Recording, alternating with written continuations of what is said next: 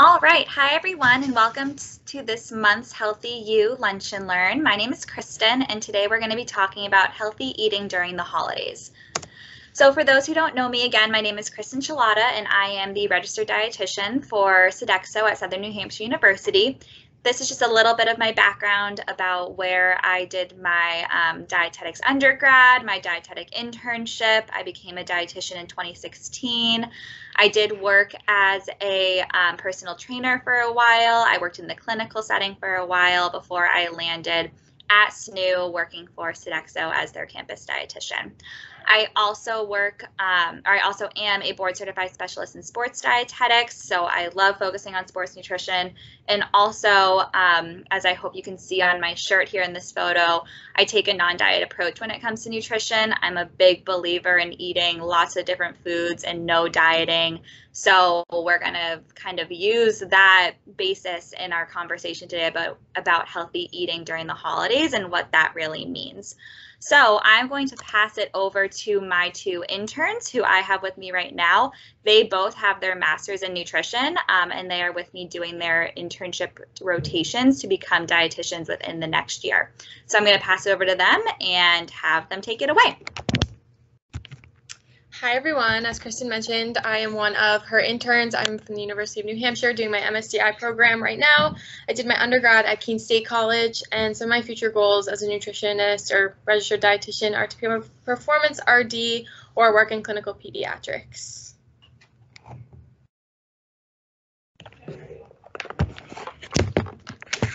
Hi, my name is Marissa Tassi. I did my undergrad at Simmons in Boston, and I think right now I'm looking to go into community dietetics, preferably in an urban area.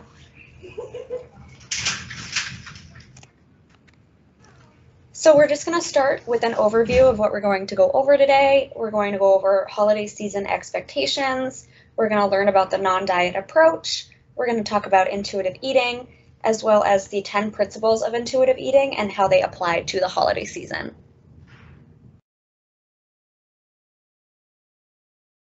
So the holidays are a great time of the year, but why do people tend to stress about overeating or overeat to the place of discomfort, to the point of feeling stressed around food in their bodies? Well, while this is a joyful time of the year, it's also very stressful. Up to 88% of Americans say they have increased stress during the holidays. This can be due to money, family, having to host, shopping, and then the fear of overindulging or weight gain. And the stats show that 85% of people admit to overeating during the holidays, and 2/3 of people report feeling physically uncomfortable after overeating. And there's also a societal pressure to fear weight gain and prep for it during the holiday season. So these are just some memes that were found online. The idea that we can't control ourselves around indulgent food and that we need to be on constant alert and start restricting early. And this also contributes to the dieting mindset. So a lot of us hear through society that we can gain a lot of weight during the holiday season, but research actually doesn't support this. So research shows that Americans gain only about 1 pound during the holiday season, and normal daily weight fluctuations can be about 5 pounds each day. So that 1 pound of weight gain is really nothing to get too worried about. So how can we make peace with food and with our bodies during the holidays? So first, we need to better understand and redefine health. So health is much more than just healthy eating and exercise. While nutrition and exercise play a role, it's not as much as we think. Only 36% of our health is determined by these individual behaviors. And things like social circumstances, genetics, biology, medical care, and physical environment also play a large role in our health. And the number one predictor of a long and healthy life is actually social connections. So imagine a holiday season where you trust your bodies, you could eat your favorite foods, you didn't have to skip meals or worry about feeling too full, and just being free to eat what you want without fearing weight gain or having to follow a diet. So how do we do this?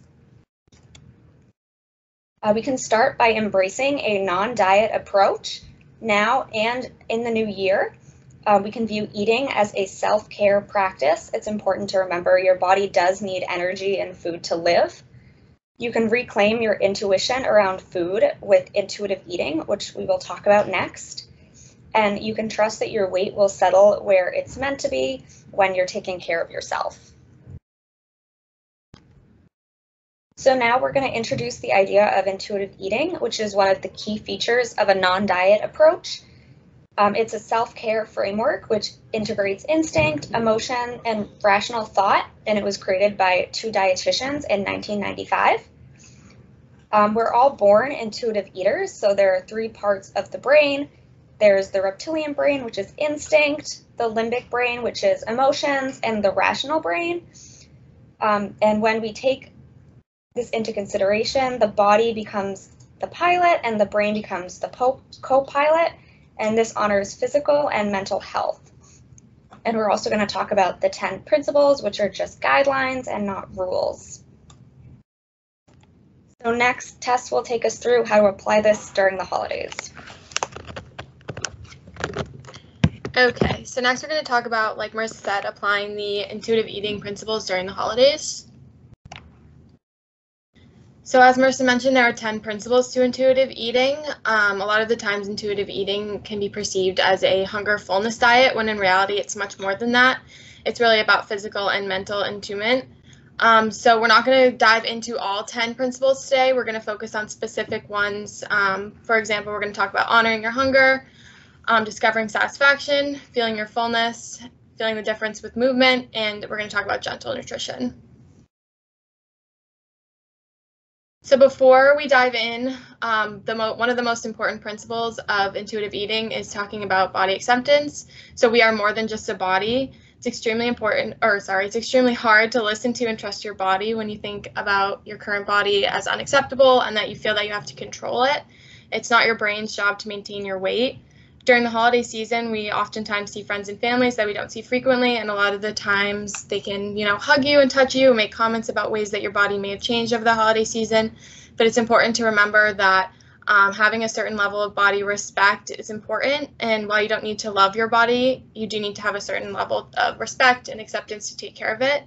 So a few concepts revolving around body positivity that we want to keep in mind during the holiday season are body respect, like I said, treating your body kindly, regardless of how you feel about it. You may not like your body, but you can choose to take care of it anyways. We also have body acceptance, which is accepting your here and now body. Feelings may be more neutral towards your body, but you should believe in its value beyond its appearance and its abilities. We also have body trust, which is listening to your body's needs and responding accordingly. You want to learn to trust that your body's cues are accurate and they represent its needs. And then we have body love, which is an acceptance or an appreciation for all your body is and all that it allows you to do. So there is no right or wrong way to have a body. This is a fun example. So you wouldn't judge a Labrador for not looking like a greyhound, and it's similarly for humans. You wouldn't judge somebody for looking one way over the other. We're all meant to look different. There are different factors that are going to influence the way we look. Different genetics, different, like Marissa said, environmental factors. So you can't expect everybody to look the same. We all have different weight set points, and we're all going to change and adapt to our environment differently. So one of the most important principles of intuitive eating is rejecting the diet mentality, and diet mentality is a mindset that values thinness and believes that there's a right or wrong way or right and wrong amount to eat. So it's important that we recognize that chronic dieting can be damaging, and it can cause weight or fat regain after the dieting period ends. It can decrease our metabolism, it can increase binging and cravings, can change our body, it can increase risk of developing an eating disorder. In fact, it can make you 8 times more likely to develop one. And then it can also decrease self-esteem, self-confidence, and self-trust. So during the holiday season, we really want to take this into consideration and look for subtle ways that we go about restricting food. So the little voice in your head that mentions that you should or shouldn't be eating a certain food, instead of trusting your physical wants and needs. Another way to help accept rejecting the diet mentality is to try to focus on staying away from the scale and the number on the scale, and start noticing the media's role with diet and obsession, as much as it is rejecting the diet mentality within yourself, but it's also rejecting it within society as well and calling out diet culture when you see it. So next we have making peace with food and challenging the food police. So this is just all about giving yourself unconditional permission to eat. This is especially important to mention around the holidays because we oftentimes don't eat certain foods that we see in the holidays year round, and it can create a kind of forbidden fruit effect. So when we see it, we're going to feel a little bit like we don't have control over ourselves, and we're going to want to eat a ton of it because we don't see it often during the year. But if we give ourselves this unrestricted permission to eat these foods throughout the year, the forbidden food effect may disappear, and the unrestricted feeling to need to eat a ton of it while we can will kind of disappear over time. So just giving yourself permission throughout the year to eat different foods, to incorporate them in your diet. And it's also important to stop labeling certain foods as good or bad. Food does not have moral value, and no matter what we're putting in our body, all foods are going to provide us with nutrients to some degree. We have honoring your hunger. So hunger cues are your body's way of fueling its energy needs, mostly from food.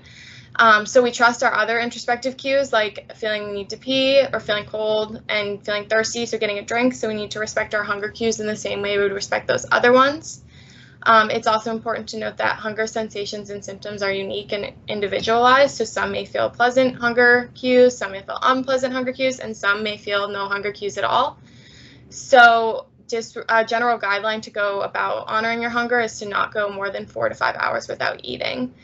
A lot of the times during holidays, there's a preparation period. So if you know that you're going to be consuming a lot during a holiday party or during a specific day of the holiday, and you restrict yourself, this can be damaging because it can lead to extreme hunger, which can increase your cravings and increase binging habits.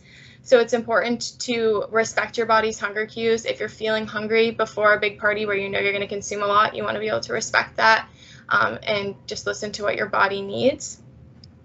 The last bullet just says thou shalt only eat when hungry, and there's just important to recognize that there are many reasons that we eat other than that biological cue that you may feel. So you may want to eat for taste. If something you think is going to taste really good or looks really good, you could eat for that reason. For practicality, if you know that you're going to be really busy during the day, you want to make sure that you're eating to meet your needs no matter what.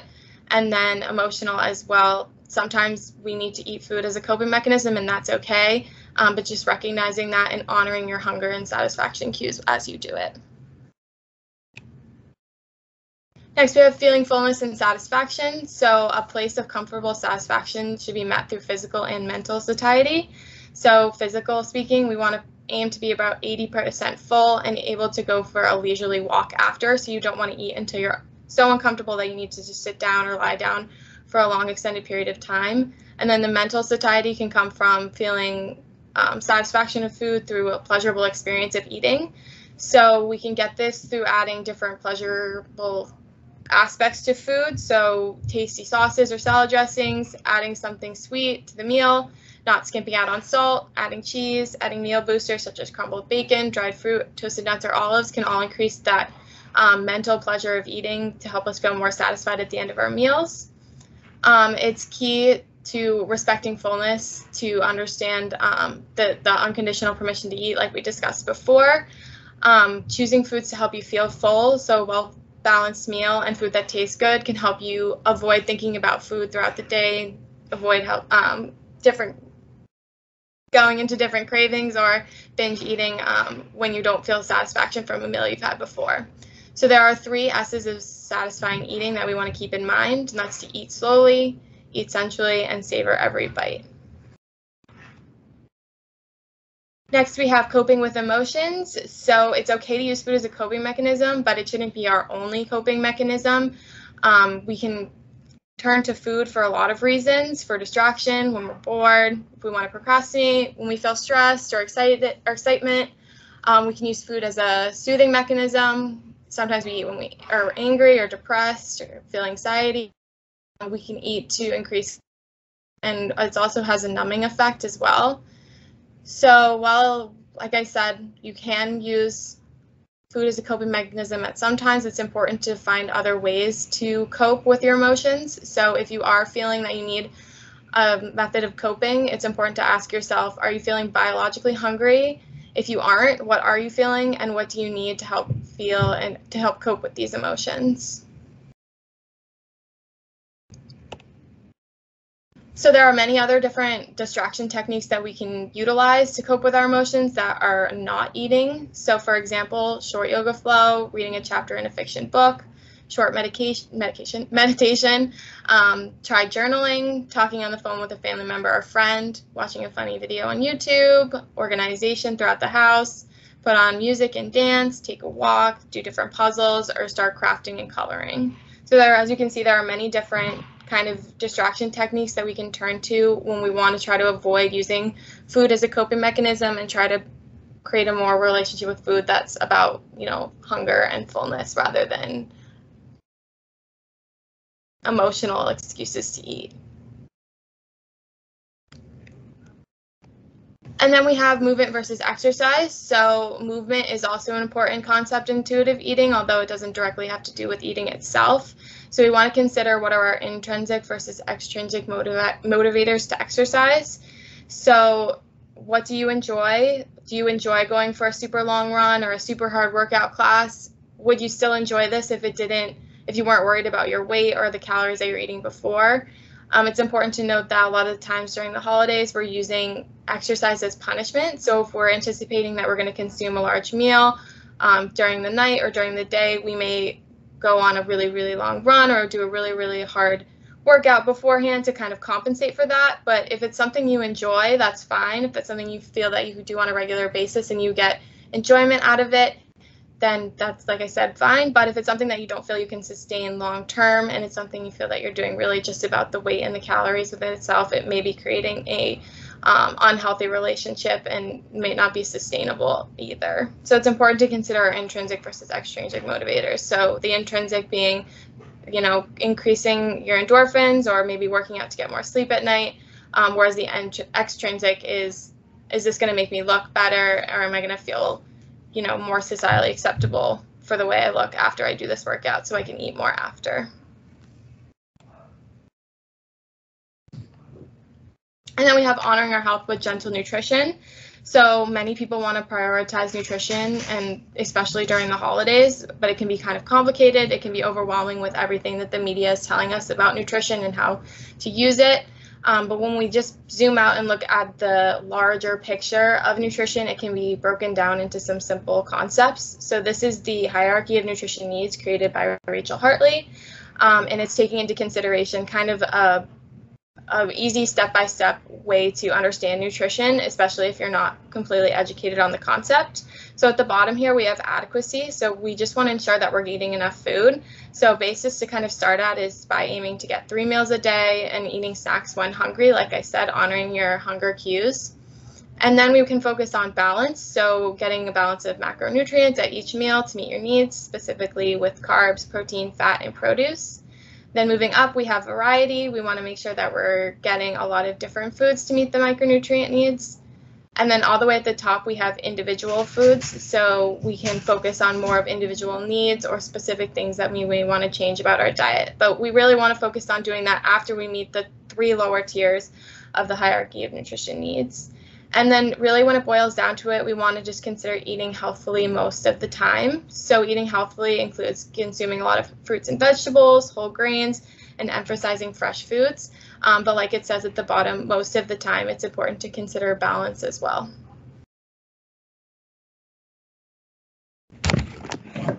All right, thank you, Marissa and Tess. So just to finish this up, we're just gonna walk through our holiday eating takeaways here. So I think it's really important to remember what the holiday season is all really about. Most of the time, nutrition and healthy eating is not the focus of the holiday season. As Marissa mentioned, that top kind of predictor of a long life is social connection. And if possible, I know COVID has restricted us in many ways with that, but if possible, the holiday season is really about spending time with loved ones and expressing gratitude for that. So while, yes, focusing on nutrition is something as a dietitian I think is important for many people, it shouldn't be our main focus of the holidays. If you want to continue to honor your nutrition and have that be one aspect of the year, great. What we can do, remember, is to provide your body with proper nourishment daily. So no matter what holiday events you might be having going on, what might be coming up at nighttime, what foods are there that maybe aren't accessible year round for you, remember to give your body enough food on a daily basis. Give yourself full permission to eat lots of different foods you enjoy year round, not just at this time of the year. I want to remind you that you can eat apple pie in July. You don't have to only eat it on Thanksgiving night. So remember those things and try and take food off that pedestal a little bit and just find pleasure with all of your meals. Remember that one snack, meal, or day of eating will not have detrimental effects to your health or body. Fullness will pass. If you finish a meal and there's automatic kind of feelings of regret or shame or feelings that you gained all this weight from one meal, remember that that's not possible and that those feelings will pass through. So take care of yourself, enjoy your meals, and enjoy your holiday. That is all I have today. Thank you all so much for coming. If anybody has questions, feel free to email me. You can also follow me on Instagram where I am semi-active. Could be better. Maybe that's a New Year's resolution for the new year. Thank you all so much, and I hope you have a wonderful holiday season.